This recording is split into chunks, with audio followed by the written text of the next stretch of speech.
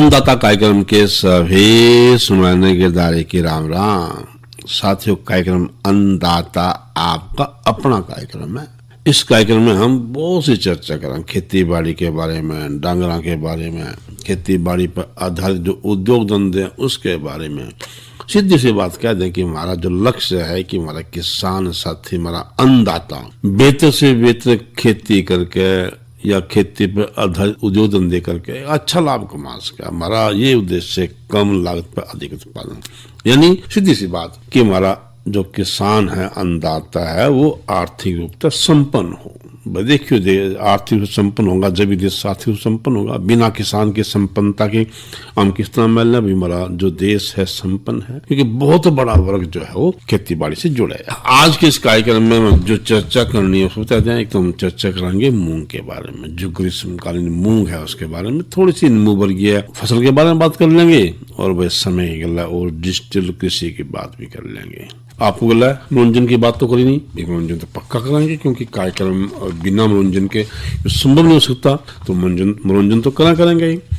तो क्यों ना कार्यक्रम में सब पहले शुरुआत कर लिया कि हम किस तरह से ग्रीष्मकालीन मूंग ले सकें। क्योंकि आपने पता है कि देश में एक समय ऐसा था कि जो दालें थी उनकी बहुत कमी थी। इसके अंदर दलहनी फसल का उत्पादन बढ़ाने का पूरा प्रयास किया गया, आधुनिक तकनीक का प्रयोग किया गया, बहुत से प्रलोभन या बहुत सी योजनाएं भी दी गई कि भी आप जो है वो अपने खेत में दालें लगाओ। और उसमें सफल भी रहे हैं, और बहुत सा जो दालों का उत्पादन बढ़ा भी है कि जो 2-3 महीने खेत खाली पड़ रहा है तो उसमें आप भाई दलहनी फसल ले उसको।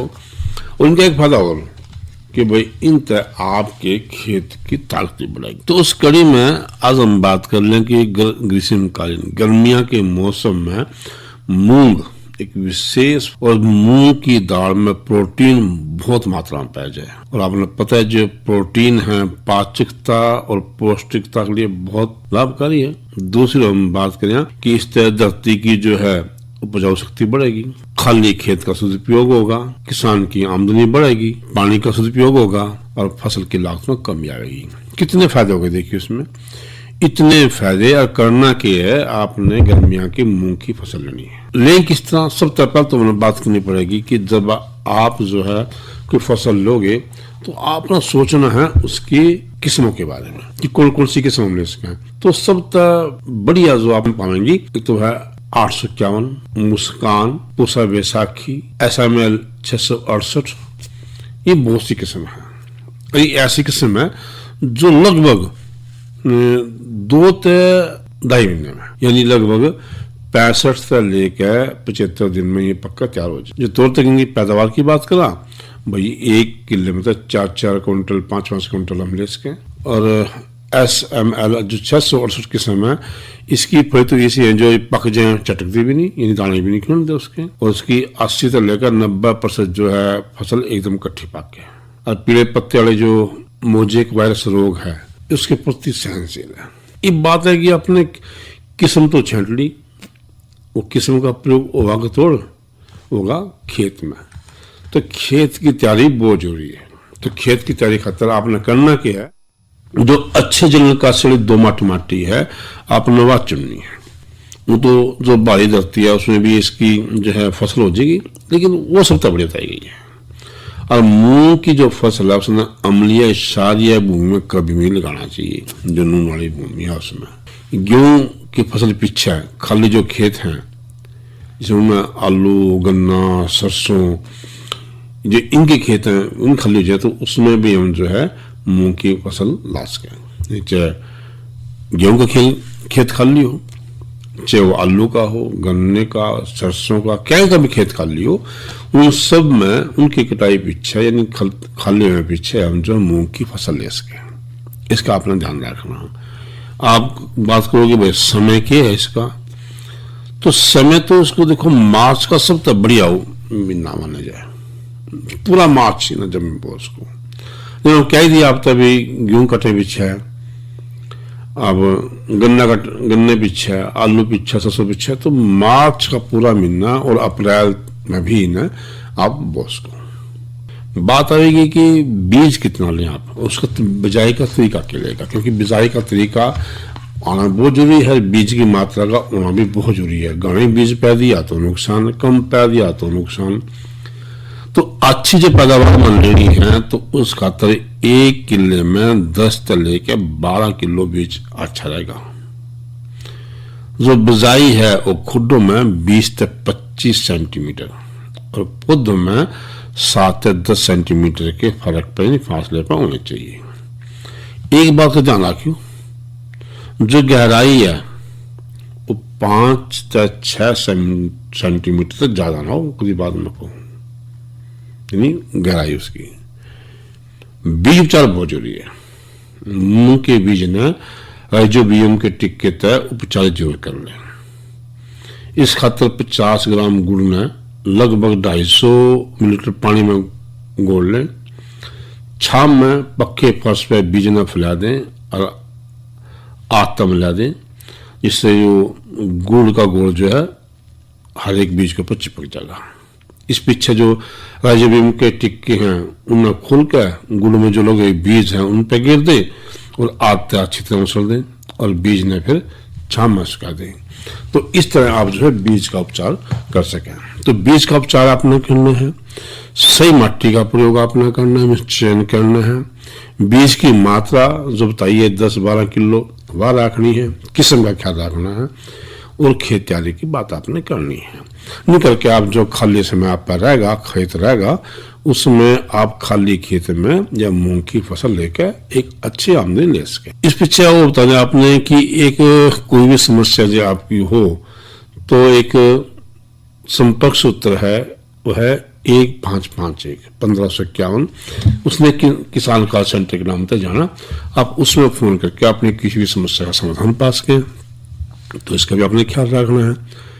एक बात कर लें, जो हमारा कल का कार्यक्रम होगा उसके बारे में कि आपने बताएंगे कि जो हमारा कल का कार्यक्रम है उसका हमारा विषय क्या रहेगा। वो बताने पहला थोड़ी सी हम चर्चा कर लें कि जो डिजिटल कृषि के बारे में, जो डिजिटल कृषि है, खेती में नई तकनीक का इस्तेमाल। इस तकनीक में जो है डेटा इंटरनेट ऑफ थिंग्स का इस्तेमाल आप कर सकें।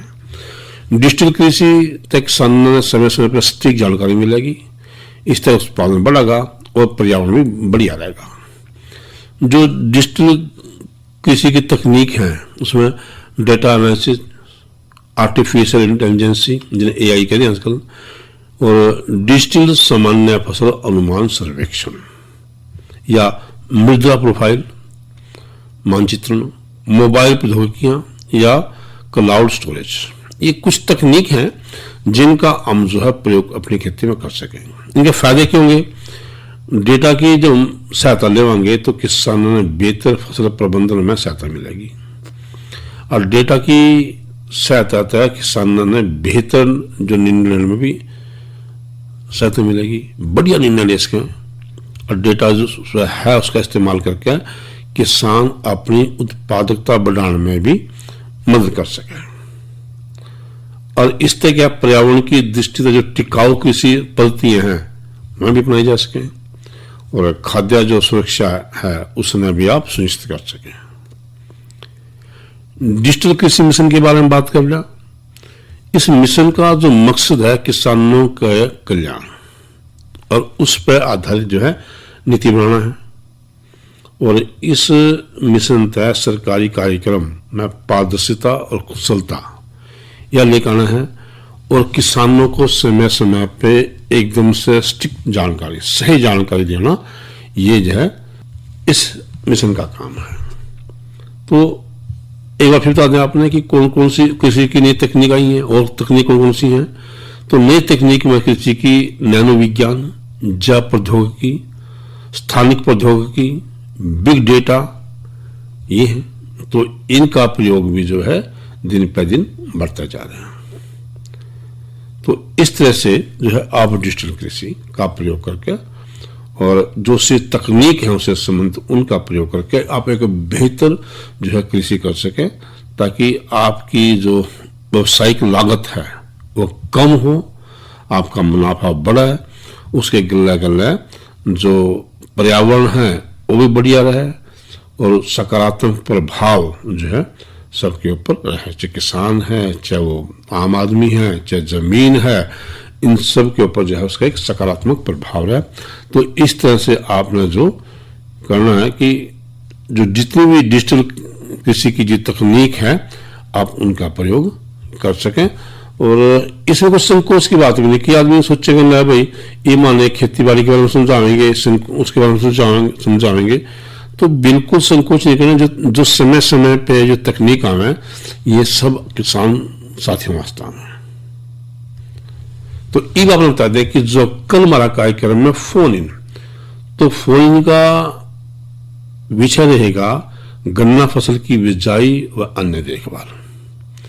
और आपने इससे संबंधित कोई भी समस्या आपकी है वो आप जो है हमारे कार्यक्रम में जो विशेषज्ञ होंगे उनसे सीधे फोन पर बातचीत कर सके। और ये बातचीत आपकी बिल्कुल निःशुल्क है, आपने कोई भुगतान नहीं करना, बस अपना फोन उठाना और जो भी गन्ने से संबंधित आपकी कोई भी समस्या है वो हमारे विशेषज्ञ से आपने उसकी जानकारी लेनी है। बातचीत और भी करेंगे लेकिन थोड़े से विराम के बाद। एक जमाने से कहानी है सुना रही आकाशवाणी, फिर आया एंटरटेनमेंट का रेवोल्यूशन, जब कोने कोने पहुंचा दूरदर्शन। कहानी नहीं बदली, स्टाइल गया है बदल। जो कहानियां हम सुनते आए देखते आए, अब वही वैसी ही कहानी सुनाएगा digital. Download Waves OTT app now and watch for free. आंखों में भर के अंगार, दुल्हन का करके श्रृंगार, पूरा देखना है ना, लीजिए। आखिर क्यों आई अपने साजन के द्वार।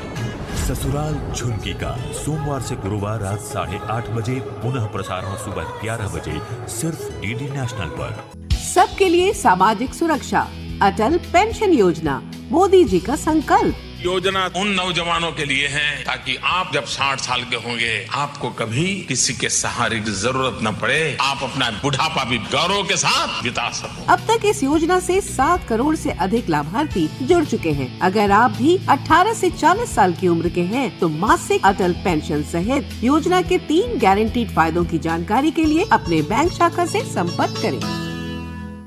अरे करा आपने सुना दिया एक भजन, उस भजन के पीछे फिर हम अगली अपनी चर्चा शुरू करें। शिवोहम सदा कहने वाले, जगत जाल भ्रम से जुदा रहने वाले, तितिक्षा तृष्णा सुधा सहने वाले, यको पीने वाले बड़े भाग्य वाले। शिवोहम सदा कहने वाले, जगत जाल भ्रम से जुदा रहने वाले।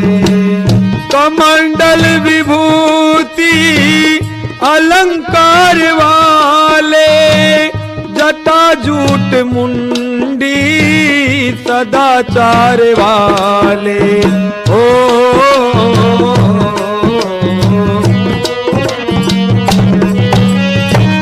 करमंडल विभूति अलंकार वाले, जटा जूट मुंडी सदाचार वाले। निराकार वाले या साकार वाले, यको पीने वाले बड़े भाग्य वाले। शिवोहम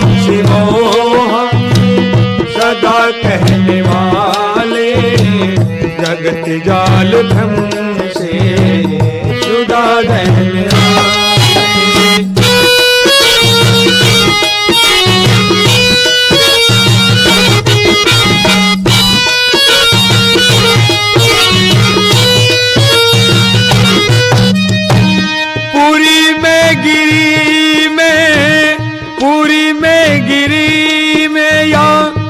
बनवास वाले निराशी संन्यास वाले हो।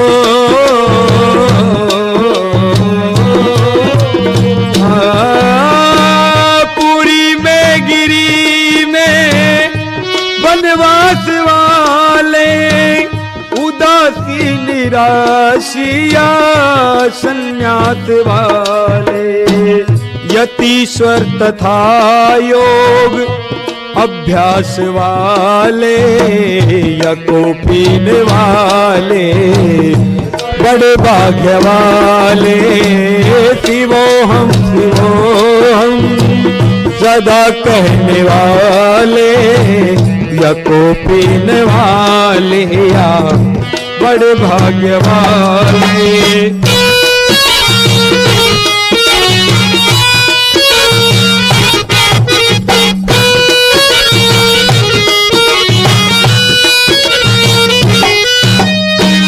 दसों इंद्रियों का दमन करने वाले मनन द्वारा मन को समन करने वाले हो।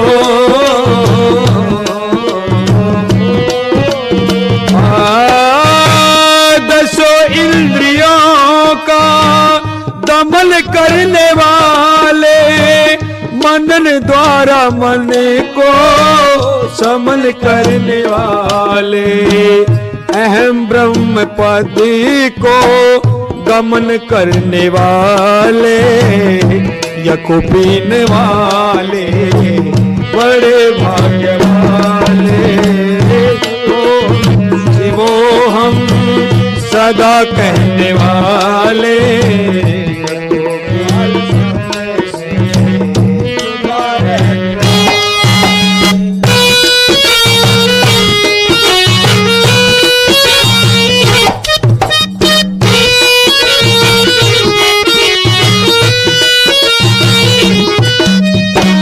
खलक में पलक में अलख करने वाले भिक्षालन मधु करी का रस चखने वाले हो।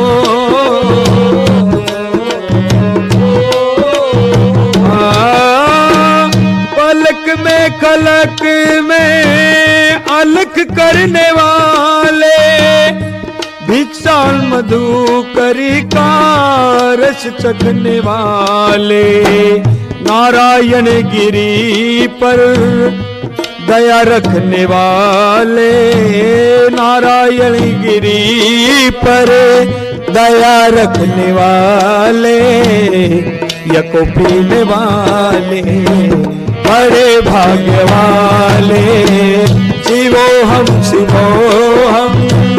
सदा कहने वाले यको पीने वाले जुदा रहने वाले शिवो हम सदा कहने वाले जगत जाल ब्रह्म से जुदा रहने वाले जगत जाल ब्रह्म से जुदा रहने वाले।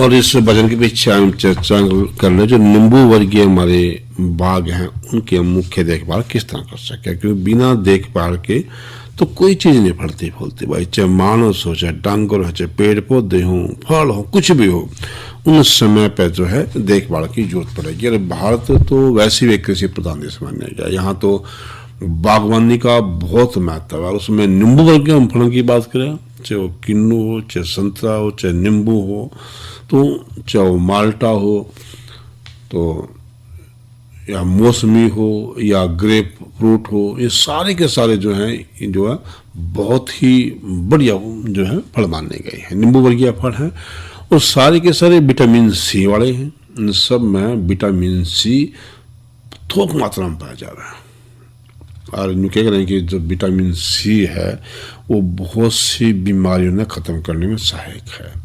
फिर यह तो डॉक्टरों की बात होगी, हम तो बचावांगे अपने बाग में।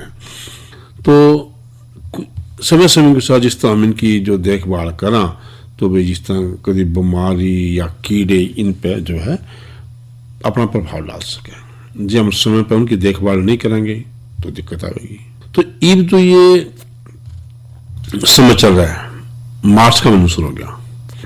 मार्च, अप्रैल और जुलाई से सितंबर, इन महीने के अंदर, यानी मार्च अप्रैल 2 महीने हो गए, जुलाई अगस्त सितंबर 3 महीने हो गए, इन 5 महीने में नींबू का सिल्ला बहुत ही खतरनाक कीट माना जाए है। कि जो नींबू का सिल्ला है, ये जितने भी नींबू जाति के पौधे हैं सबका एक प्रमुख कीड़ा है। इस कीट के गोल, चपटे, नारंगी पत्ते, रंगी पीले रंग के शिशु और भूरे रंग के प्रोड़ जो है कपोलों पर, टाणियों पर, पत्तियों पर लग जाएंगे, उनका रस चूसेंगे और रस चूसने तक पत्ते, टाणी पीले पड़ जाएंगी और आखिर में सूख जाएंगी। इससे हुआ कि पैदावार खराब हो जाएगी और जो फल हैं उनकी गुणवत्ता पर बहुत ज़्यादा फर्क पड़ेगा। वो तो जो कीड़ा साल भर चल है, लेकिन मैंने आप तक किया कि खास कर मार्च अप्रैल और जुलाई से सितंबर इसमें इसका प्रकोप ज़्यादा बढ़ जाए और साल में इसकी लगभग 8-10 पीढ़ियाँ होंगी। माल्टा और जो मीठा नींबू है इस पर इसका प्रकोप ज़्यादा पड़ेगा और इसके जो शिशु हैं 10 से लेकर 35 दिन में विकसित होंगे, प्रौढ़ बन जाएंगे और ज़्यादा खतरनाक हो जाएंगे। इस तरह ही जो है नींबू की पत्ती का सुरंग कीट है। ये पत्ती सुरंग कीट भी नींबू बाकी जितने भी फल हैं उन्हें नुकसान पहुंचाएगा।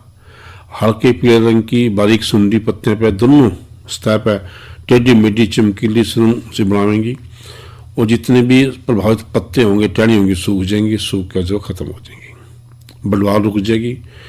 जो फफूंदी या कोढ़ जैसी बीमारी सी उसके ऊपर लाग जाएगी।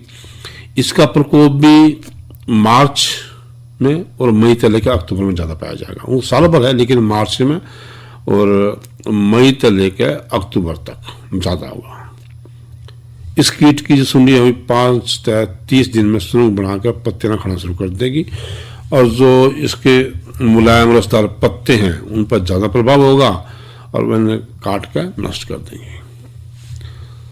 तो कोई सा भी हो, चाहे वो नींबू का सिल्ला हो या नींबू के पत्ते सुरंग की कीट हो, इनका जो बात कर ले हम दवाई की, तो इनके प्रकोप वास्ते हमने करना क्या है, जिस तरह इनका प्रकोप आ जाए तो आपने कोशिश करनी है कि 750 मिलीलीटर ऑक्सीडेमोटान मिथाइल 25 EC जिसे हम मेटास्टॉक्स बोलते हैं या ले लो, या फिर 625 मिलीलीटर डाइमेथेट 30 EC जिसे हम रोगोर कहते हैं या ले लो। इसने 5 लीटर पानी मिलाकर और प्रति किले के हिसाब से छिड़काव करना है। दोनों ही बीमारियों पर यह जो है काम करेगी।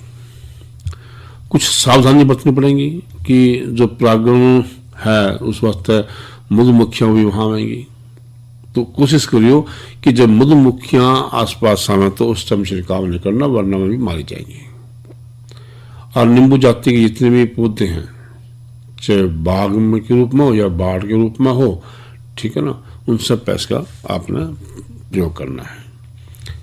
फिर आएगा नींबू में एक सफेद मक्खी या काली मक्खी। उसके इस कीड़े के भी शिशु चपटे से हल्के पीले रंग के सिर पर बाल होंगे और जो प्रौढ़ हैं उसके शरीर पंख पर सफेद रंग का पाउडर सा होगा। काली मक्खी के जो शिशु हैं चपटे, अंडाकार, कांटेदार, गहरे भूरे या काले रंग के होंगे, जबकि उसे प्रौढ़ नीले रंग के होंगे। और ये शिशु हैं 25 से 70 दिन तक पतियों ने निचली सतह पर चिपका रह के जो रहेंगे, प्रौढ़ बन जाएंगे। प्रौढ़ बन के जो है वो उन्हें खत्म कर देंगे। लेकिन ये है कि प्रौढ़ ज़्यादा दिन तक जीवित नहीं रहते, लेकिन जीवित रहो ना रहो मत फसल खराब होगी। इसका प्रकोप भी मार्च अप्रैल में और अगस्त सितंबर में ज़्यादा होगा और साल में ये 2 पीढ़ियाँ देंगी।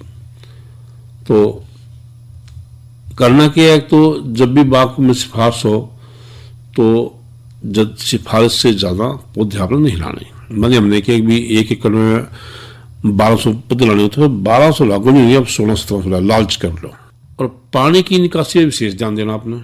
फिर भी आपकी फसल में मान लो कीड़ा लग जाए तो आपने करना क्या है, 500 मिलीलीटर जो है मोनोक्रोटोफास 36 SL, जिसे हम नुआक्रान कहते हैं या मोनोसील कहते हैं, अटके फिर बता 500 मिलीलीटर जो है मोनोक्रोटोफास 36 SL यह लेना है, और 500 लीटर पानी लेना है।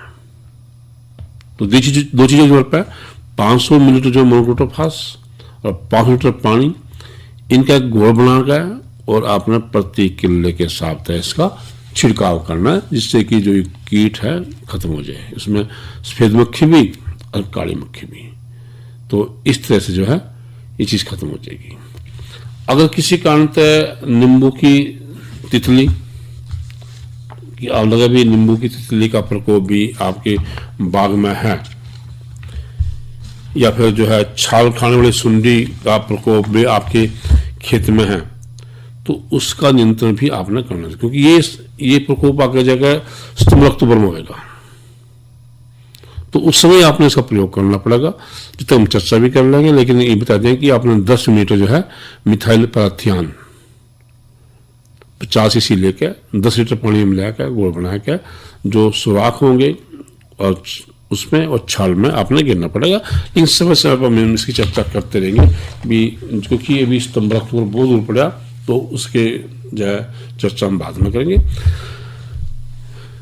तो इस तरह आप जो मार्च अप्रैल और जो जुलाई जून अगस्त सितंबर में जो ये होने वाले कीट हैं, उनसे अपने बाग की रक्षा करके, अपने पौधे की रक्षा करके बढ़िया फल ले सकें।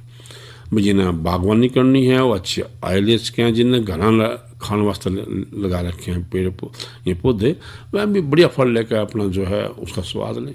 तो इसके अगला आज का अन्नदाता कार्यक्रम समाप्त हुआ। कार्यक्रम के सभी सुनने के दायरे की राम राम।